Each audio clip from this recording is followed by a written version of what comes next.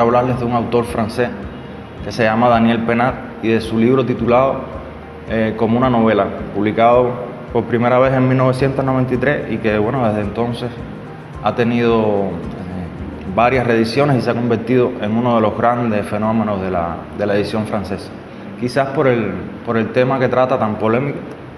que es el tema de la lectura y las posibles causas que las afectan y las posibles alternativas que el autor, que además tiene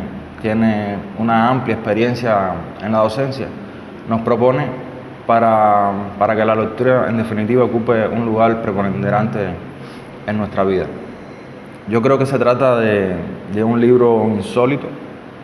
de un libro auténtico, un estímulo además para la lectura que nos plantea una tarea tan simple y necesaria, o sea, tan aparentemente simple, pero muy necesaria en nuestros días, que es el adolescente, ¿no? Hundido cada vez más en este entorno que básicamente apuesta por lo audiovisual, pierda el miedo a la lectura y que se sumerja en un libro, nos dice el autor, como una aventura personal y sobre todo libremente elegida. Porque haciendo gala, o sea, el autor haciendo gala de su agudeza, nos dice que leer es un verbo que siempre se ha conjugado en imperativo. Y quizá en esta pequeña frase radique uno de esos motivos por los cuales se trunque esa relación de reciprocidad y de desarrollo de horizontes que debe suponer la lectura. Es decir, cuando el placer de nosotros, que incitamos, ¿no?, al joven lector a la lectura, se convierte en pedagogía, cuando no negociamos, sino que imponemos, cuando decimos leer, es necesario leer, tienes que leer,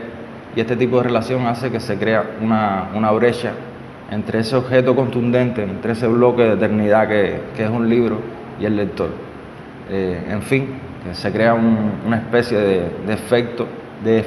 y no de afecto, como debiera ser. Pero la crítica también de Daniel Pénac, que hace Daniel Pénac, no solo se queda en ese ámbito iniciático, digamos, ¿no?, de la infancia y de la adolescencia, sino que además es una crítica a la academia también, a los métodos y recursos que utilizamos en las escuelas para incentivar la lectura en las nuevas generaciones. Por ejemplo, problemas como de cómo se fomenta la lectura, de cómo los estudiantes se ven obligados a leer ciertos libros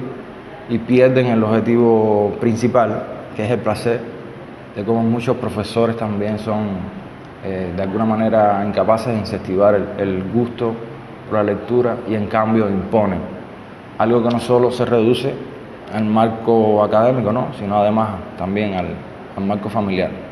Una relación que se sustenta, nos dice el autor, en el dogma.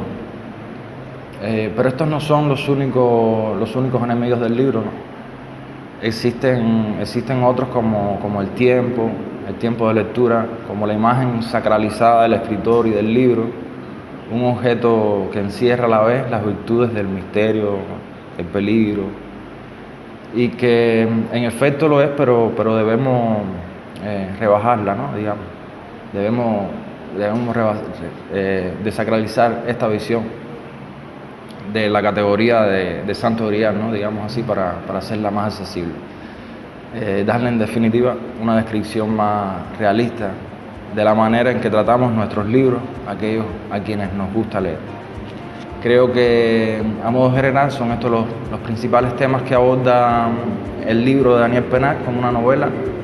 un libro escrito como un monólogo desenfadado, de una alegría, un entusiasmo que realmente contagia y del cual el autor ha dicho que en realidad no es estrictamente un libro que reflexiona sobre el fenómeno de la lectura, sino una tentativa de reconciliación con el libro. Sin embargo, yo creo que es eso, y creo que es mucho más. Es incluso un espacio una especie de decálogo, ¿no?, un libro decálogo que nos enumera no los deberes, sino los derechos de todos los autores, derechos imprescindibles para todo lector, como por ejemplo el derecho a no terminar un libro, el derecho a releer, el derecho a no leer incluso. De esta manera les estoy invitando a la lectura de este hermoso libro de Daniel Pénac como una novela.